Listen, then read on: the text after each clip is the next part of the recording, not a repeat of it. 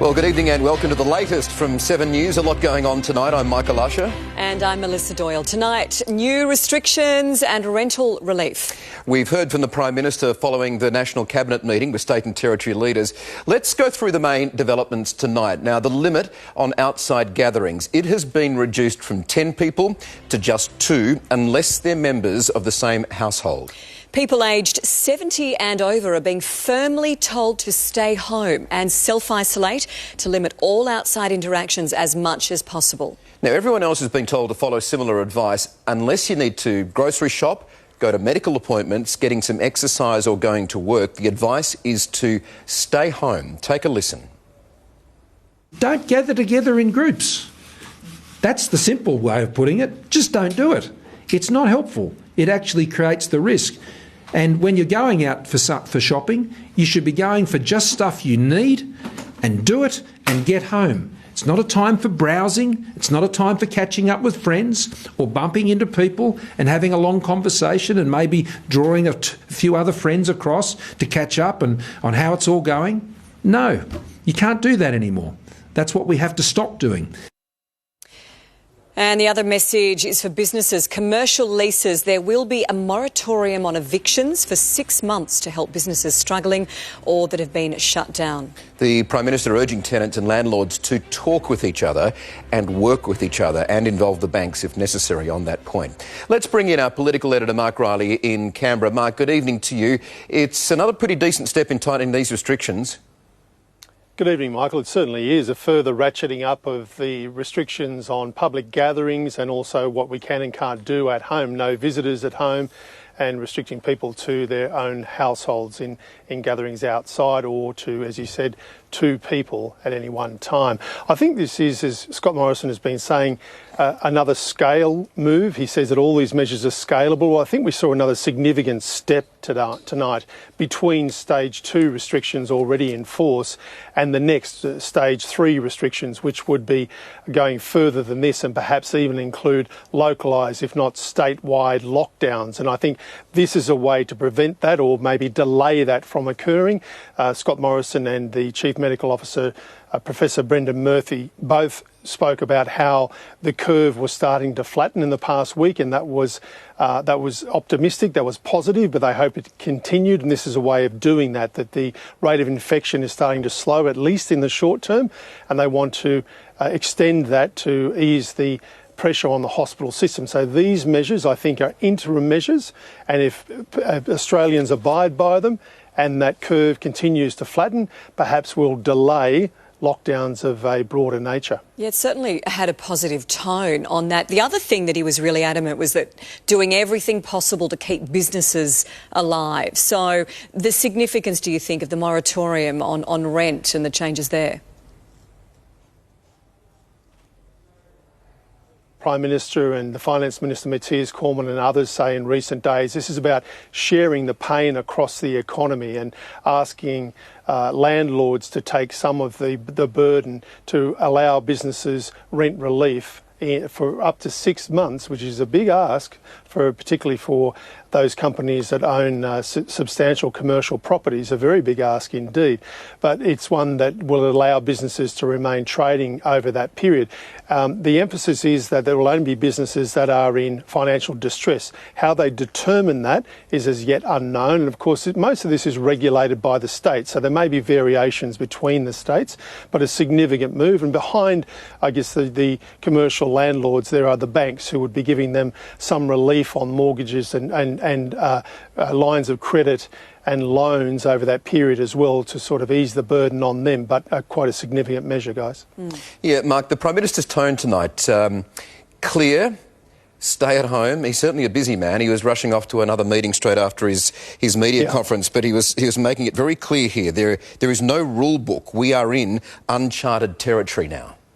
Yeah, we're writing the rules as we go along, aren't we? And he said all along that the government will respond to the advice, the medical advice and financial advice. He says it's a balance between protecting people's lives and their livelihood. So today we heard all those measures about protecting people's lives, $1.1 billion of money for the health sector in mental health, helping the charities provide support, financial and food support and practical support for the poor and homeless, and also a mental health package which was desperately needed. Very good news there. So that was for protecting people's lives, and now the Prime Minister's gone into that meeting tonight to look at livelihoods, which will be the next financial package coming out of the Cabinet over the next couple of days. That is the federal Cabinet as opposed to the national Cabinet of state and territory leaders. His tone, yes, I think he was determined this evening. He was imploring people, just don't gather in groups. We're social beings.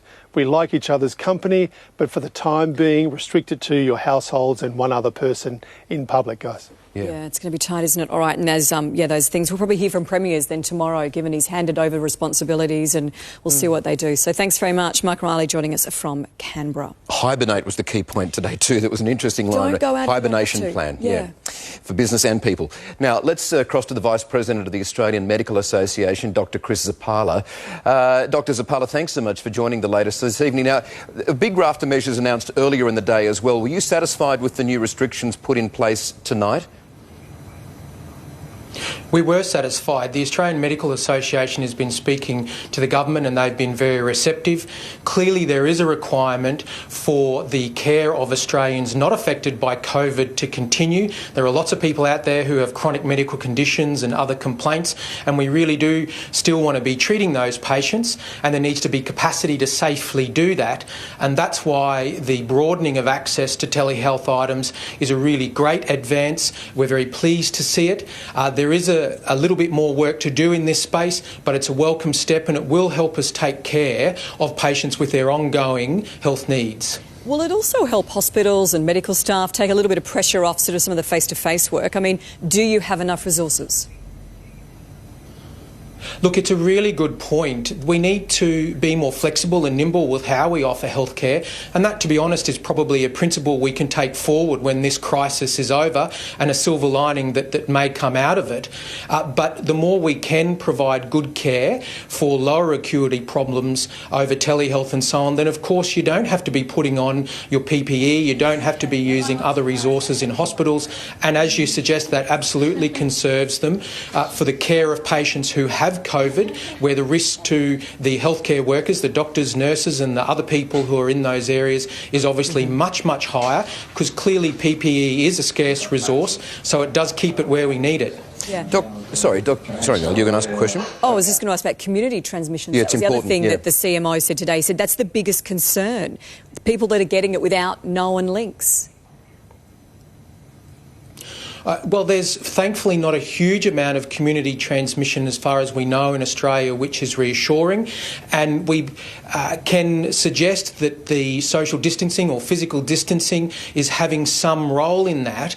And the key to actually beating this virus, and we will beat it, but the key to beating it is our individual and personal behaviours and making sure that we are stringent with that physical distancing and our cough etiquette, our hand hygiene and all those sorts of things, because that's what's going to beat this virus. And if we can reduce groups of people coming together, then we reduce the opportunity that this virus has for transmission. And if we can keep that low, then the health system's going to cope without any problems. We'll continue to attend to the other health concerns that people have, and we should get through.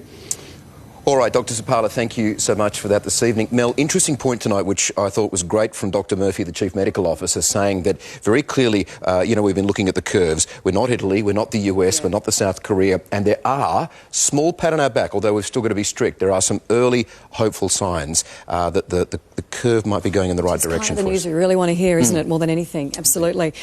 Now, let's bring in our high-risk security expert, Tony Logren. Tony, good evening to you. Further restrictions, should we expect them? What do you think we will see from here, given the states have been given the powers to do it? Well, I think, to be honest with you, at the moment now that the Prime Minister talks about uncharted territory, and I actually think he's sailing the ship really well at the moment. And great news tonight, obviously, with the actual flat of the curve. But we've got to be very careful that we actually don't come complacent. And we're not up to the level 3 now and the level 4s, thank God, that people have been talking about. But it's quite easy to switch to that as well. And but with the right kind of measures, the right control measures, supermarkets, I think the supermarkets are great to keep open for the provisional supplies.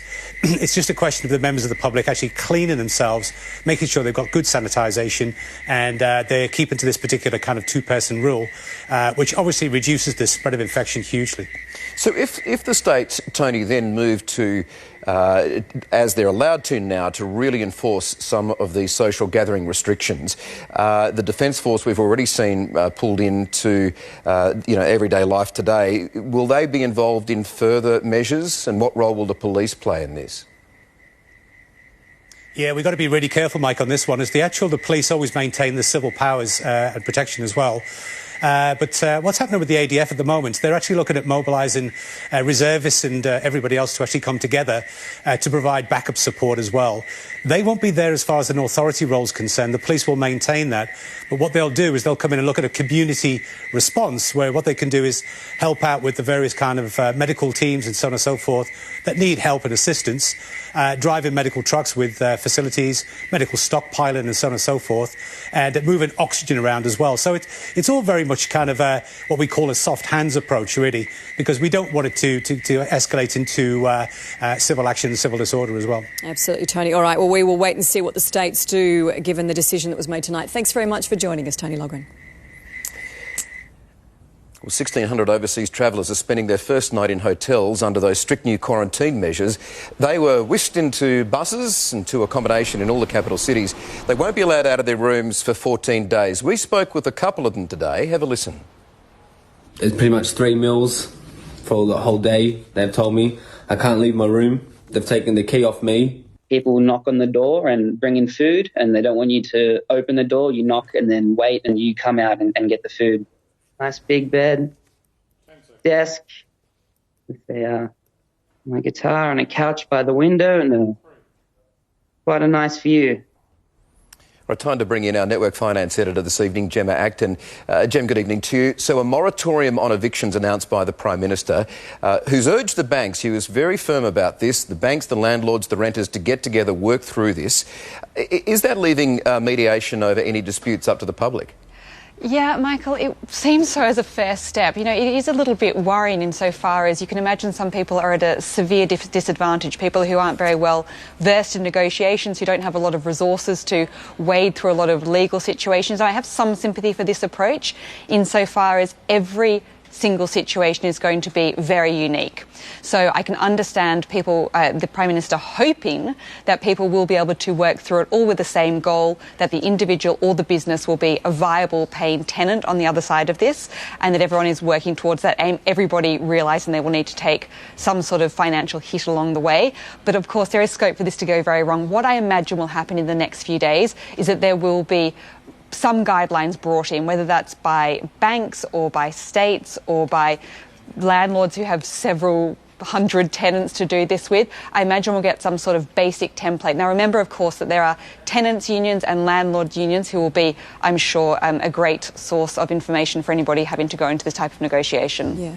Gemma, we've seen quite a few businesses do this already, but the PM playing with them to adapt the way they operate and make changes. Yeah, Mel, you're exactly right. Businesses were not sitting around to be told this. At the moment, businesses have 2 really clear goals. One is to conserve as much cash as possible, and the other one is to make any cash they possibly can. If that means changing their operations, they're doing that. We've seen gin distilleries and perfume factories turn into hand sanitizer manufacturers for the time being. Taxis volunteer to take groceries to people who are stuck at home. We've seen restaurants become bakeries in the short term. Businesses are certainly doing that already. What I think is really interesting to watch, though, is how much of this remains after this crisis has passed. We're seeing lots of people working from home. Many people are actually finding there are some advantages to this. Maybe they don't need to spend as much time in the office, as much money on an office going forward. And we're also seeing people use a lot more technology. Also, workers realising they're having to be a lot more agile, take skills they have, learn new ones. So it'll be really interesting to see how much of this stays in place once the crisis is behind us. Absolutely. All right, Gemma, thank you. Thanks very much. And a little bit of good news for the hip pocket tonight. The private health fund price hike that was due to kick in this week has been officially postponed. All health funds have agreed to pause premium increases for 6 months due to COVID-19. They will also provide financial relief for people who have lost their jobs or have contracted the virus. The government's new $1 billion health package includes $74 million towards mental health and $150 million toward domestic violence. We're joined now by Lucy Brogden, the Chair and Commissioner of the National Mental Health Commission. Lucy, thanks so much for joining us. Now, is Australia prepared to deal with the mental health toll that is going to be heading our way out of this pandemic, do you think? Look, Michael, I think we are actually very well prepared, and today's announcement really firms up that preparedness. Today, as Minister Greg Hunt said, is about caring for our physical health and also caring for our mental health. We've got strategies and support services ready to go to support all Australians in this time of great uncertainty and challenge. So how's that government money going to be exactly used then, Lucy? Look, it's going across a range of services. There'll be an information portal that'll be developed to really help people navigate the mental health services that they need. The crisis services such as Lifeline and Kids Healthline have received money today to help them bolster their response. We've got contributions going to Gaia Dewey to support the Indigenous Australians in their mental health response to this issue. We've got money going to community visitor programs to really work with our older Australians who are much more isolated at home. So this is a range of investments and contributions to really lift the capacity of the mental health sector to support all Australia. Lucy, fears the pandemic will lead to a spike in domestic violence cases. They're already seeing statistics proving this out. What's the plan in place to prevent this?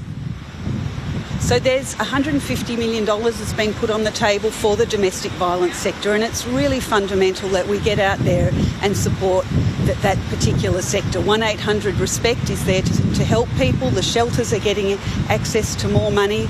But this is something that we as a community can do, is to really reach out and support people that we know are vulnerable and people that we're worried about, even if we're not 100% sure. Never more than ever. So anyone listening, how do we make sure that everybody makes the most and the use of all of these services that have received the extra funding?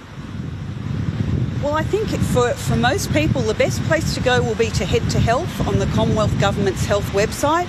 It's got a range of information, a broad range of information about the services that are available to all Australians in their community. At the National Mental Health Commission, we've worked across the sector with our NGO partners such as Are You OK, Sane Australia, Lifeline, Beyond Blue, Headspace and others to put together some simple tips that everyone can access. How do we talk to our kids? How do we support older Australians? The bottom line is, if you need help, reach out, because help will be there. We are all in this together. Absolutely. Thank you so much, Lucy Brogden. Thank you both.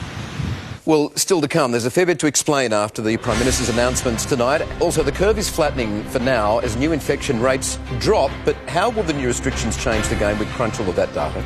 The big banks are providing relief to mortgage holders affected by COVID-19. But how does your interest work? The boss of NAB explains. Farmers say they're being inundated with job applications as more Australians look for work on the land, and one of them joins us tonight. And Emma Watkins, the Yellow Wiggle, joins us on her mission to help isolated families. That's next on the latest from 7 News.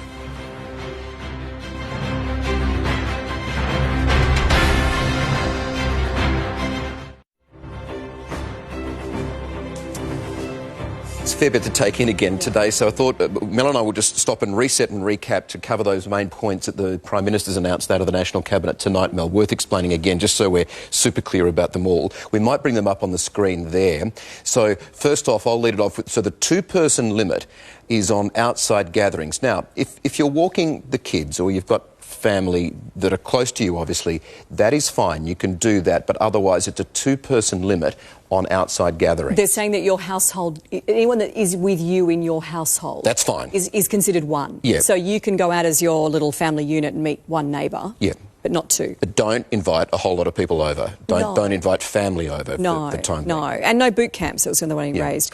It was really important. He reinforces anyone over 70, stay home. He couldn't have been stronger on that one. He said that is really, really important. So self-isolate. And that also extends to some people who are, the vulnerable or have immune issues as well.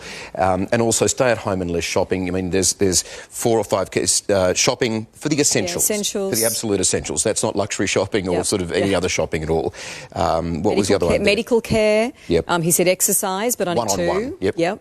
And then work and education if it can't be done remotely. All right. So the changes tonight. Indeed. So, getting stricter. Now, every night on the show we have been looking at the all-important statistics, and let's be honest, they've been a little bit bleak, but on tonight's COVID curve segment we finally have some good news. Denham, what's happening? Mel, it is a first, I will say that. We are used to seeing the curve go up, but finally an indication that our infection rate might be slowing down. OK, let's take a look state by state. We'll go from the bottom up. Tasmania. We don't have the numbers yet for today, but yesterday was their lowest this week. South Australia looks promising, only 12 new cases today. Western Australia, the only state to increase, up by 10 to 33. OK, now the states with the most infections are coming now, so let's take a look. Queensland, 31 new infections. That's a drop of more than 50%. That's great. Victoria, not quite as impressive, but 27 fewer than yesterday, and that's good news. Now, New South Wales, our hardest hit state, also recording a big drop in cases. 212 yesterday. Today, 174. OK, next graphic. When the states are combined, it gives us a curve for the nation. Again, the last 7 days. But you'll notice something we haven't seen before, a significant drop at the end. We need to be cautious here. It's just 1 day and the math says our numbers will go up this coming week. But guys, I reckon we should take any win we can get at the moment. 100% right about that, and there was encouragement out of the press conference that we saw today with the Chief Medical Officer, who, like we said earlier, is saying we've looked at Denham's curves during the week and they've shown us lots of interesting things, particularly about a week ago when we were talking about other countries, but saying clearly tonight we're not Italy, we're not South Korea, we're certainly not the US. Their curves are doing all sorts of different things and we don't have the death rate attached to them either, and we're seeing a change in the curve for the first time. And he said that science is showing that you need 90% of the population to do what has been asked of them to make a difference. 90% of us. A little bit of optimism, but we've still got to keep being strict. There's no doubt about it. And the government, as we've been talking about too, is injecting additional funding into Medicare to allow Australians to consult GPs using video conferencing. And for more on this, we're joined now by our infectious diseases physician, Sanjaya Senanayak. Sanjaya, always good to see you again. Thank you. What impact will these telehealth services have for Australians and GPs, and how reliable is it? Yes, Michael, I think it'll have a very good impact. Now, telehealth actually isn't new technology. It's being used around the world and even in Australia for some time now. But to see it expanded will be very helpful during the COVID-19 outbreak, because at the end of the day, doctors in the outpatient setting don't always have to touch the patient, to put a stethoscope on a chest or feel a tummy. Sometimes they just need to talk to the patient, maybe look at a wound or an ulcer, and telehealth is perfect for that. From the COVID-19 point of view, it will mean that potentially vulnerable people like the elderly will not have to come into the hospital setting where there might be a concentration of COVID-19. And in this time of potential economic austerity, people coming from peripheral centres 3 or 4 hours away don't have to worry about paying a hefty ticket for a bus or a train or putting a lot of petrol in their car. Sanjay, can I ask, we've had a lot of our viewers asking to know the recovery process of somebody who's got the virus. Is it similar for most patients? Mel, it might vary a little bit. On average, if someone has a mild illness, they'll be sick for about 2 weeks. And if they have a more severe illness, we say 6 to 8 weeks. But that isn't the end of the story, because after the symptoms of the infection go, people are often left with a degree of lethargy and tiredness, which may only become apparent when they try to do what they were doing before they got sick, like going to the gym, etc. So depending on the person and how fit they were before the illness, it might take a bit of time. Now, early studies, Sanjaya, but the long-term effects, some have suggested that coronavirus patients have suffered lung or heart issues after recovering. Do you have any information on that? Well, we do know that coronavirus, COVID-19, does put a strain on the lungs and the heart, but it's probably too early to say what those long-term effects are. Certainly what I can say is if a patient has been in intensive care and they've been ventilated with a tube, we know that people in those situations do have slightly sort of medium-term effects, such as muscle wasting, weakness or damage to the nerves, which means they have to go through a rehabilitation process, and even the thought process, it may be subtly affected, like concentration and memory recall. We've talked a lot about the ways to cut the risk of infections. There's a few experts saying there are ways to prepare to fight the virus if you get it. Can you run through what they might be? Sure. So in China, they found that people who were less fit with multiple medical problems were more likely, 5 times more likely to have a bad outcome. Similarly, smokers were 3 times more likely to have a bad outcome. So although none of us want to get COVID-19, you can always think of it as preparing for a fun run or a half marathon. You need your body and mind to be as fit as possible. So make sure your nutrition is good. Make sure you are getting exercise if you're not unwell. Give up smoking. Now's the perfect chance. You don't have to do it alone. Your GP can give you a multi-pronged plan. Have alcohol-free days. And for your mind, something like mindfulness meditation might get you in the right frame of mind and help you with your breathing. All right, Sanjay, all really excellent advice again. Thank you very much for that. Well, for more on tonight's developments, we're joined by epidemiologist Professor Tony Blakeley live in Melbourne now. Tony, great talking to you again. Now, given what the Prime Minister said tonight, do you think the new restrictions will make a difference? They will. And so what we're seeing here is a bit of a flattening in the rates, maybe coming down. That's probably true, but it could also be a function of the change from the international cases coming in versus the homegrown, and also increasing testing last week. But let's assume for now that the number of cases per day might be tapering off a little bit. So were the PM's announcements consistent with a flattening of the curve approach? Is that still the main goal? It's a really good question. They were pretty consistent. I thought his message to 70-year-olds to really start self-isolating was on the money. Maybe 2 weeks earlier, I'll come to that. And I want to be very careful. Everything I'm about to say, I do not want this to be interpreted as me disagreeing with current advice. We have to follow the current advice. However, we're in a very interesting position here. The curves come up here, just only that far. If we're going to manage this epidemic by letting it wash through society, we're going to need to let it get up to about there and then hold it at a level where the health system can manage and it passes by. We're only here and we're already putting on some quite big brakes at the moment. Now, that's not a bad idea. It's a bit like teaching your kid to use the bike. They put the brakes on and you test, and then you probably only take them out of the driveway once they've got control of that. But we may need to either let it go up a bit or go for elimination like New Zealand. That may still be on the table. So those infection rates, if we look at that, the curve you're talking about, have slowed a bit. Are you encouraged by that at this point then? Well, I think it's great for testing the monitoring system. We started tightening up about 7 days ago, and those numbers are starting to come down, which suggests the measures are working. My 2 caveats before aside about international cases muddying the picture a little bit and a bit more testing. A few more days we'll get a clear signal on that. And if that's the case, we're learning as we go about how much we can change the rate of increase of that curve with the types of social policies we're putting in place. I know that you've said Australia's window for a hard and quick lockdown has passed. Do you still believe that, and why? I'm actually finding that really difficult to work out in my own mind. I'll share my thinking with you and the listeners. I think we're probably past the point where we can go for elimination like New Zealand, where they've got a 50-50 chance of it working, say. But if we are flattening the curve, we're going to need to get up to a higher caseload than we have currently to let it pass and for us to go back to normal functioning. If we keep it at the rate we are now and hold, it might take a year or even 2 for it to pass. We might be playing a game now where we're waiting for the vaccine. But if we're playing that game, you do wonder about tightening up a little bit further and just pushing it really low and having a go at elimination.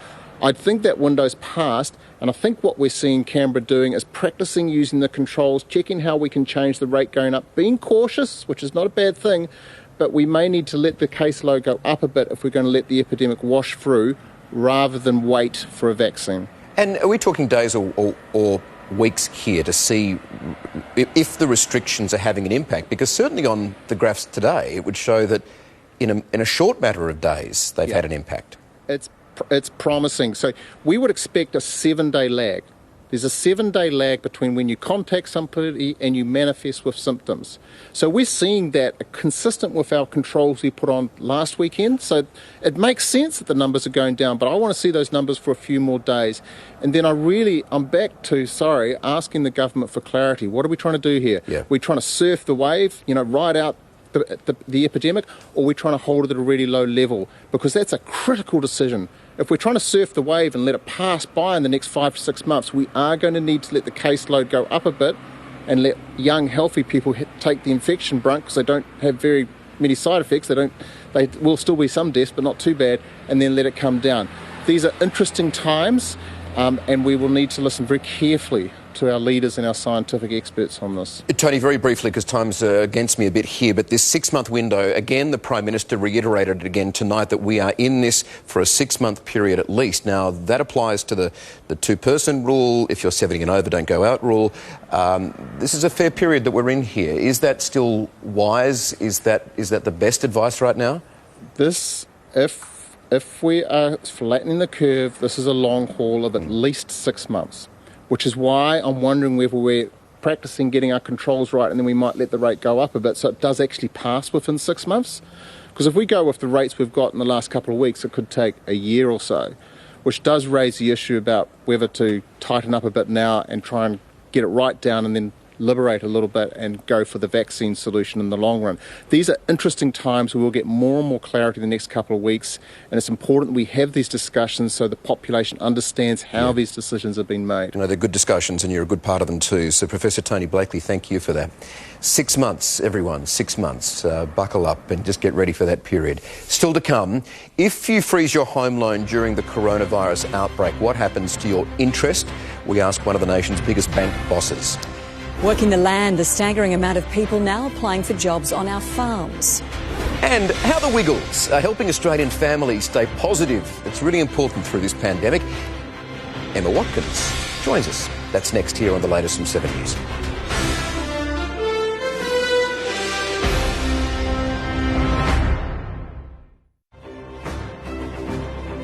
Well, the economic fallout in the face of COVID-19 is becoming more apparent as the situation evolves daily, forcing Australian banks to step up with more financial relief plans. Earlier, Gemma Acton spoke with NAB CEO Ross McEwen.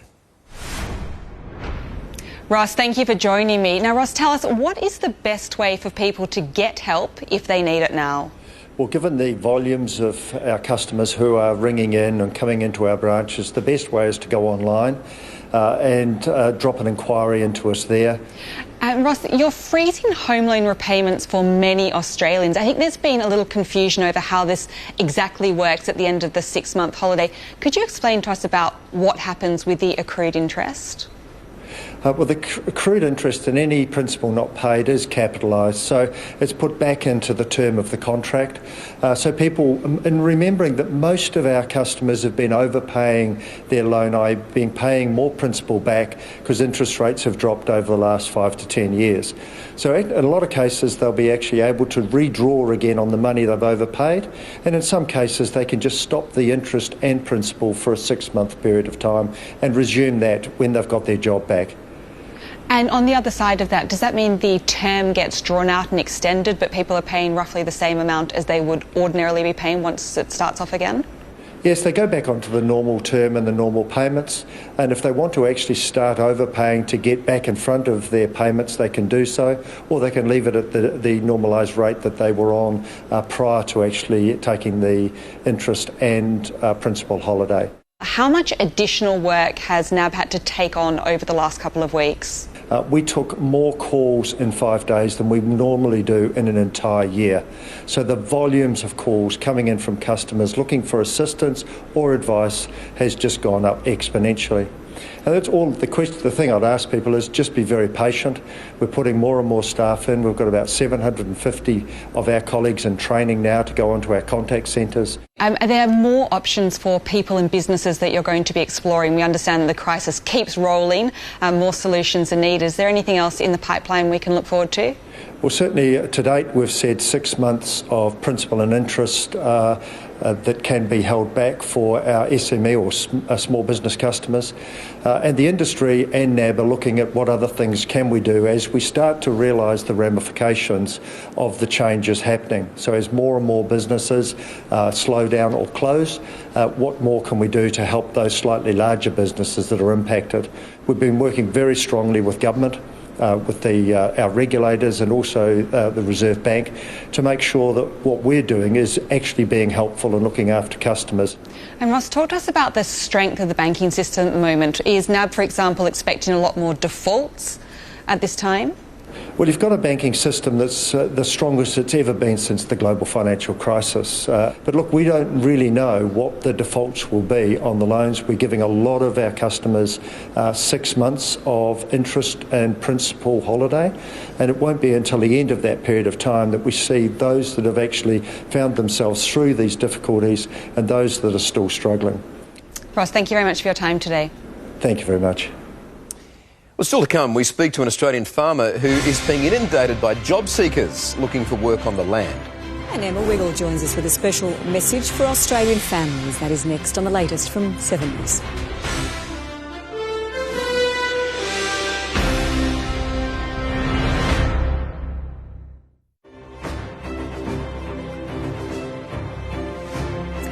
As unemployment increases across the country, many are turning to alternative work, and the agricultural industry is opening its arms to struggling Australians. Earlier, I spoke with Emma Germano from the Victorian Farmers Federation, who joined me from her property. Emma, nice to see you. This is bittersweet because it means there's a lot of people out of work, but they are now looking to the agricultural sector. Have you had a lot of calls? We've been inundated with people looking for work, both Australian people who have recently been put out of work and also backpackers who have also been kicked out kind of the hospitality industry. So absolutely inundated. So asking for any particular jobs or whatever's available? Whatever's available at this point in time. And I guess that's the interesting thing here. It's always been pretty conditional, people coming out on farms, and now we've really seen people appreciate the fact that supply chain's there and it employs a lot of people. Yeah, can you give us an idea of some of the people who've been applying for jobs and what sort of jobs are available? So we've had everything from backpackers who have been doing some fruit picking work previously up until one of my mates who's a pilot who's recently been laid off said, don't suppose there's anything on the farm for me. Mates who have owned security businesses also looking for work. Anyone who's worked for me in about the last 5 years, either themselves or a family member has been reaching out and hoping for something on the farm. Wow. Any particular skills you might be after? Well, we just want people who are willing and ready to work, which is a lot of people in the economy right now. Physical fitness is a great attribute, but it's a pretty beautiful office, to be honest. It might be the opportunity that Australians get right now to find out exactly how awesome it is to work on a farm. Yeah. People have often, it's difficult too because they've got to move to regions and find accommodation, and that's why there's been shortages in our workforce for a long time. It is difficult for Australians to mobilise and get themselves to these jobs. Yeah, and obviously accommodation being a bit of an issue. Are you worried that there could be some health issues? I mean, we don't want people with viruses to move into another community and bring it with them. 100%, and that's something that we've got to be really mindful of, keeping our regional communities that sometimes don't have access to the same healthcare as people in the cities have. We don't want the virus spreading around. The number one prerogative right now for the whole country is ensuring that we keep the graph the way that it needs to look, and so we don't want people flocking to regional communities, but there are plenty of urban centres that are actually in our regional communities. They're the first people we'd like to see out on our farms. You know, country towns where you've lost a job in hospitality, you know, look at the farmers that are nearby and get out on farm because you're welcome to join us, absolutely. That is what I'm sure a lot of people want to hear. Emma, thank you. Thanks for joining us. No problem. Now, around the world, we're seeing some really sweet tributes for the medical staff at the front line of this battle. Have a look at this. A whole street waited outside and applauded for UK paramedic Taylor Porter as she left for her night shift. Oh, look. Oh, Taylor, look, right here. Oh dear. Oh, so good. Her sister saying it was exactly the boost that she needed. Little overwhelmed. Isn't that beautiful? It's really nice. Really good. You got to go all the way. All right, still to come. Emma Watkins tells us how the Wiggles are helping families. Some good advice here during the global pandemic. That is next on the latest from 7 News.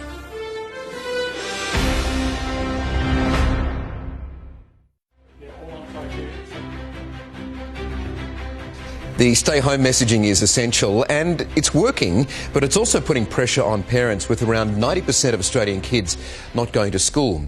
The Wiggles have made it their mission to help families and kids during this global health crisis. And the Yellow Wiggle, Emma Watkins, joins us now. Emma, really good to talk to you again on the latest. Thanks for your company. Hello there. Now, how do the Wiggles feel a sense of duty at this time? Because you're really helping families, aren't you? It's really important, I think, for everybody to take the time to encourage children in this time to feel relaxed and to feel comfortable. It's quite an anxious time around lots of families all around the world, and so we are doing our best to entertain and educate children during this time. You know a thing or two about educating and entertaining and merging the two for kids, and they certainly love you like you got no idea. Any suggestions as to how families can smoothly transition to homeschooling? That's been a bit of a tough one, getting all the kids at home sitting in front of the computers or their workbooks and actually getting the work done. Now, homeschooling can be particularly hard for parents, especially when they may not be used to having to do that at home. But it really is about finding some sort of education and maybe a little bit of a song within things that are in the household. And so recently we've just written a social distancing song to explain to children and to families alike what social distancing means, because that concept is quite difficult for a lot of young children. And it's not necessarily about the space between them and somebody else, particularly if they're already at home, but it's about not being able to go and see Nana or go and see Grandpa or their cousins. But it is about video chats, and that's why we're doing all of this today. And, you know, that sense of still being able to connect with people, what a fabulous way that we can still be online and still being able to see each other in this modern world. And how do you think we can teach children about what's happening without scaring them? That's the big trick right now, without scaring them. It's a great message to be able to let them know that there is support within their own family, and whilst they can remain calm, I think that's probably the best approach for lots of different parents right now. With our hand washing song that we performed last year actually, and it's just come into the best timing now for lots of different parents. It's all about children making sure they keep on top of their own personal hygiene and taking care of others. And how's the group coping themselves? How are the Wiggles coping right now? You're so used to being in crowds and entertaining all those kids and encouraging them all to come together, and obviously that can't happen right now. Yeah, it's obviously really disappointing that the Wiggles have had to postpone our tour for now, but we're hopeful, and, you know, like everybody across the world, we're just waiting for this chapter to be over and so that everybody can move forward. But it is a really difficult and challenging time for everyone. Dislocating, there's no doubt about it. Emma, you and I are talking right now, but if some of your fans are watching this interview right now, some of the kids who really love you, why don't you talk directly to them now and perhaps give them a little message? Sure. Hi, it's Emma from the Wiggles, and I will let Anthony, Lockie and Simon know that you all say hello. But right now, remember, it's very important to wash your hands for 20 seconds. That's it. You have to count to 20. 1, 2, 3, 4, 5, 6, 7, 8, 9, 10, 11, 12, 13, 14, 15, 16, 17, 18, 19, 20. That's it. That's as long as you need to wash your hands for, many times a day. And also, you can still enjoy the company of your friends and your family via video chats. Really lovely. A great message for all the kids, and thank you so much for talking to the latest again. Thank you. Absolutely. And we're right back with your full weather forecast on the latest from 7 News.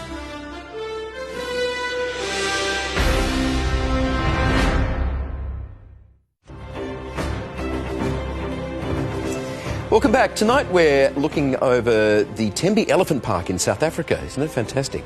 Where the local wildlife, they're gathering for their morning feed there. These cameras around the world are fantastic that we can take. Let's have a look at the temperatures around the country now. Brisbane reaching a top of 29, Sydney 26 and showers, Melbourne 21. In some other parts, Mount Isa 36 and mostly sunny, Gunnedah 25 and showers, and Ceduna top of 22. And just a little recap of what the PM announced, that public gatherings have gone now from 10 down to 2, and a 6-month moratorium on commercial rental evictions. And repeating this one too, public playgrounds outside gyms and skate parks will be closed from tomorrow. So boot camps and taking your kids to public parks will change as well. And strong advice from the Cabinet, not a ban, but strong advice. If you're 70 and over or with a condition, just take it easy. Don't leave home. Hibernation is the key word. Well, thank you for your company this evening. From the team here at 7 News, that is the latest. I'm Michael Usher. And I'm Melissa Doyle. Good night.